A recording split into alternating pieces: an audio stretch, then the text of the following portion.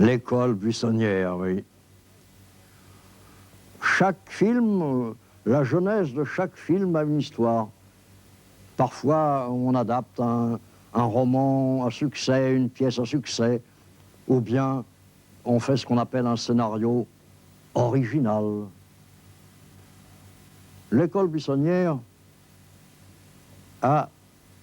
est un scénario original dans un sens, mais il doit sa création, il doit, on peut dire, sa vie au souvenir d'une jeune femme qui s'appelait Suzanne Cointe. Elle avait 4 ans de plus que moi et elle avait eu une grande influence sur mon adolescence.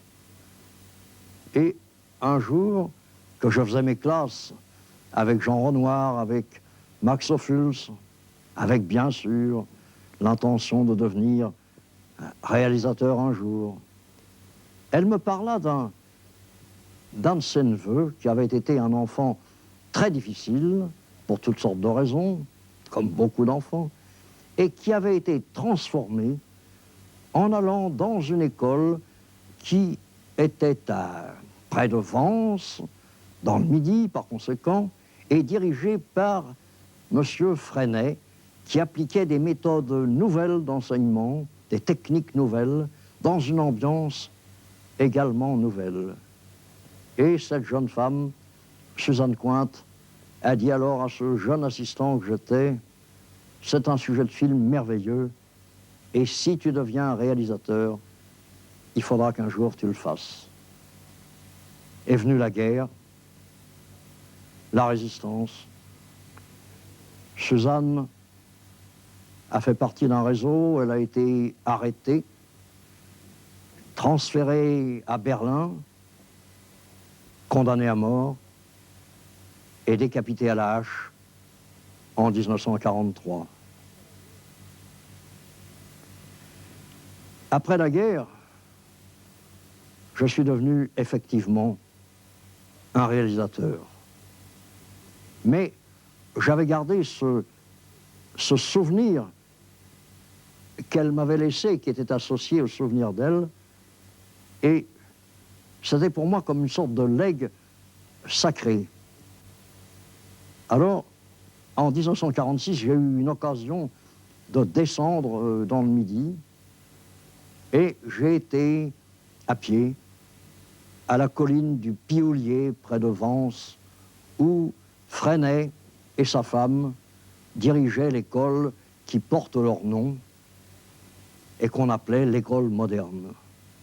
Là, j'y ai passé, je peux dire, 15 jours, émerveillé, à la fois par les méthodes nouvelles qu'apportait cet éducateur né, qui était Freinet, et aussi par cette personnalité étonnante qu'était l'homme.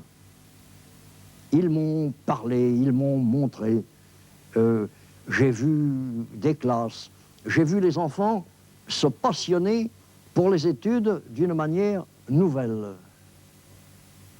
Et petit à petit se forgeaient en moi les prémices d'un scénario. Ils m'ont donné une documentation, Élise Freinet notamment, d'une sensibilité étonnante, des notations sur des gosses que je ne pouvais pas imaginer moi-même. Et je suis rentré à Paris et j'ai commencé et j'ai fait ce synopsis, puis plus tard ce scénario qui devait s'appeler, que j'ai appelé à ce moment-là, l'école buissonnière. Si je peux dire, la partie littéraire, la partie écrite était presque entièrement faite. Il ne restait plus, comme on dit, qu'à le faire.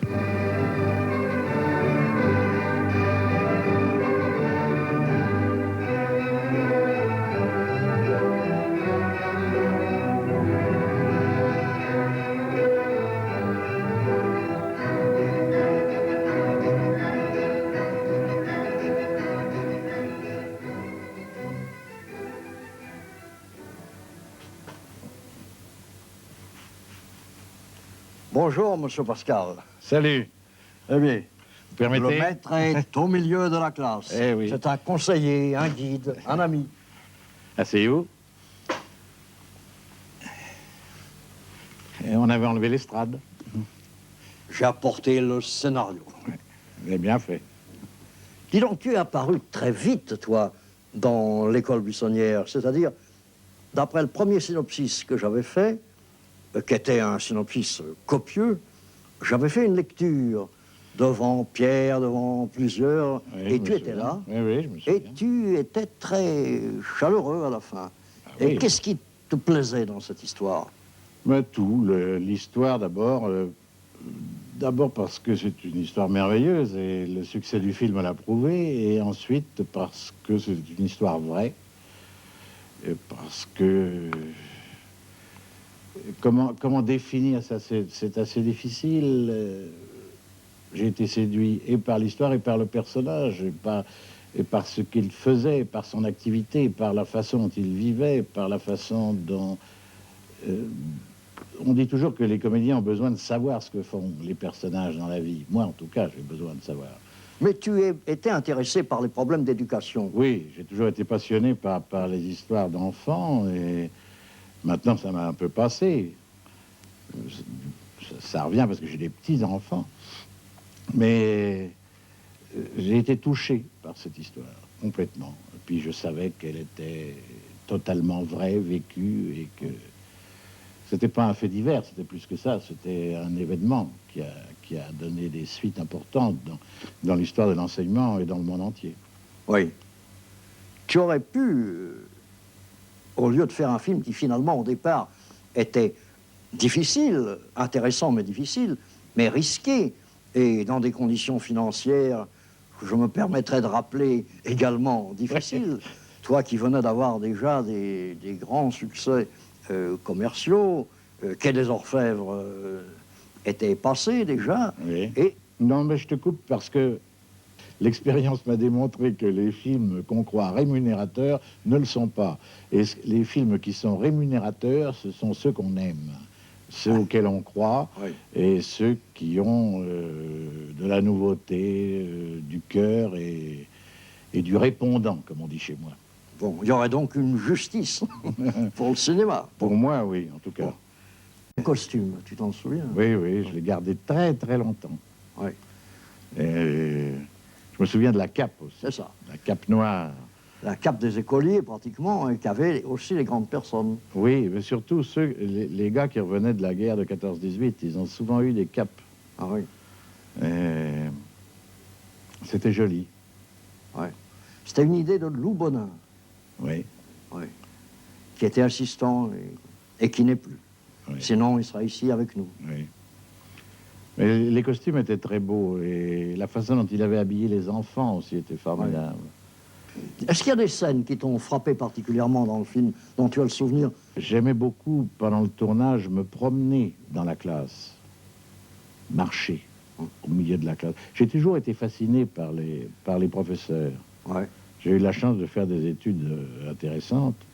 Enfin, je n'étais pas un bon élève, hein, mais j'ai eu la chance d'avoir des professeurs qui ont beaucoup compté pour moi.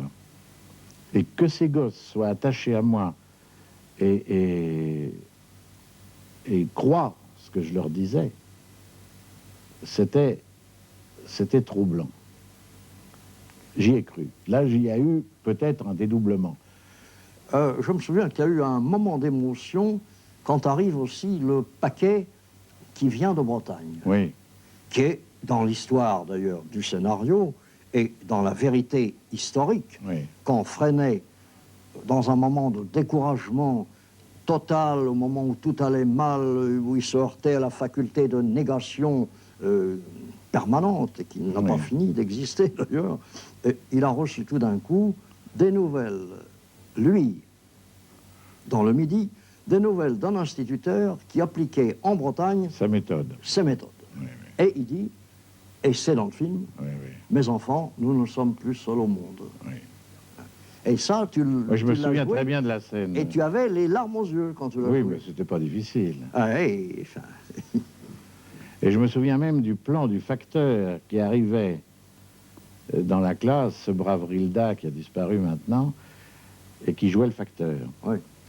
Et dans ce moment de découragement, il arrivait, c'était plus qu'un Père Noël. Ah, voilà notre ami Benz qui arrive. Eh, bonjour Benz. Tu es une vieille connaissance de 32 ans, puisque tu étais moniteur des enfants de la classe que nous tournions. Par conséquent, tu as vu de près notre travail, notre école à nous. Mais tu connais aussi de très près l'école Freinet. C'est pour ça que je t'ai demandé de venir aujourd'hui. Je suis venu comme moniteur pendant l'été pour la colonie de vacances. Mais j'y suis revenu après à plusieurs reprises, et puis j'y suis resté finalement. J'y ai fait la classe une année, et puis quelques années plus tard, j'ai épousé la fille des Freinet. Ah, c'est un scénario, ça. Oui, ça pourrait être un scénario. Et naturellement, j'ai travaillé avec Élise et Célestin Freinet, puis j'ai vécu chez eux pendant assez longtemps pour les avoir naturellement très bien connus dans leur vie et dans leur travail. Alors, depuis 32 ans, qu'est-ce qui s'est passé? L'école Freinet n'a pas beaucoup changé. L'école Freinet que vous avez vue au moment où vous tourniez à l'école buissonnière est à peu près la même, sauf que une nouvelle école a été construite dans le bois, mais les anciens bâtiments sont toujours là. Le bois a beaucoup grandi. Ce petit bois de pin dont les arbres mesuraient à 1,20 m quand vous tourniez à l'école buissonnière, maintenant font 12 à 15 mètres de haut. Mais l'école est restée la même, et notamment les instituteurs qui y sont en ce moment, ils font la classe pratiquement de la même façon que Élise et Freinet la faisaient. Je tombe bien sûr que la pédagogie Freinet évolue, se transforme, comme se transforment toutes les idées scientifiques du monde. Mais il y a un seul endroit où il ne faut pas qu'elle bouge, c'est dans l'école Freinet, qui doit rester une sorte de musée plein de vie, de musée vivant, mais qui doit rester l'endroit où des visiteurs du monde entier, on en a plusieurs centaines chaque année qui viennent, des éducateurs de tous les pays, viennent voir, plusieurs centaines, oui, chaque année. Il faut qu'ils puissent voir comment Freinet travaillait dans sa classe, dans son école. Donc nous tenons à ce que l'école continue à garder le même esprit, la même façon de travailler, même si aux yeux de certains esprits ça peut paraître un petit peu conservateur. Il y a une chose qui m'inquiète un peu, c'est que on parle beaucoup de liberté, d'expression de l'enfant, mais on ne parle plus guère, enfin je veux dire, le mot travail semble être tombé en désuétude. Dans la pédagogie de Freinet, il y a deux aspects. Je voudrais dire, il y a deux colonnes, si ça risquait pas d'être une métaphore un peu lourde. Cette pédagogie est fondée sur deux, parce que c'est une pédagogie faite par un homme à qui la dialectique était familière. Il y a deux aspects qui s'appuient l'un l'autre, pour ne pas dire qu'ils se contredisent. C'est d'une part, effectivement, la possibilité à laisser à l'enfant de s'exprimer en toute liberté, mais en face, il y a le travail coopératif. C'est-à-dire que le travail de l'enfant, le travail personnel, son expression libre, doit nécessairement s'inscrire dans un travail commun, dans une œuvre collective, et il n'est pas pensable que le travail d'un enfant, tout seul, c'est le cas à notre école Freinet, soit complètement à l'écart du travail de tous. Je ne veux pas dire qu'on n'a pas le droit de temps en temps d'aller travailler dans son coin. S'il y en a qu'un qui s'intéresse aux papillons, on ne voit pas pourquoi on l'empêcherait de le faire. Mais le travail lui-même sur les papillons s'inscrit dans un travail collectif, dans une réflexion commune, et s'inscrit toujours, absolument toujours dans un travail coopératif. Et je crois qu'un certain nombre de gens, depuis une douzaine d'années, qui n'ont vu dans la pédagogie Freinet que son aspect libertaire, en quelque sorte, ont au fond déformé et parfois même trahi sa pensée, parce que Freinet n'a jamais souhaité faire des inadaptés sociaux. Freinet, comme tous les hommes qui sont sortis d'un prolétariat pauvre et qui a eu une vie difficile quand il était enfant et quand il était adolescent, sait très bien qu'il faut former des hommes capables de se défendre dans une société, capables de vivre dans cette société, et peut-être même et d'y vivre assez pour pouvoir la transformer. Et il reste beaucoup de choses de reste des l'enseignement choses, de oui. cette époque-là. Et il y a des tas de choses qui se sont modifiées. Je ne suis pas sûr que ça se soit amélioré, mais Oui. en tout cas, il y a des traces. Non, ce qui est important dans l'école, c'est que tu dis, par exemple, les bras croisés, la discipline, les textes appris par cœur, tout ça, les punitions, non.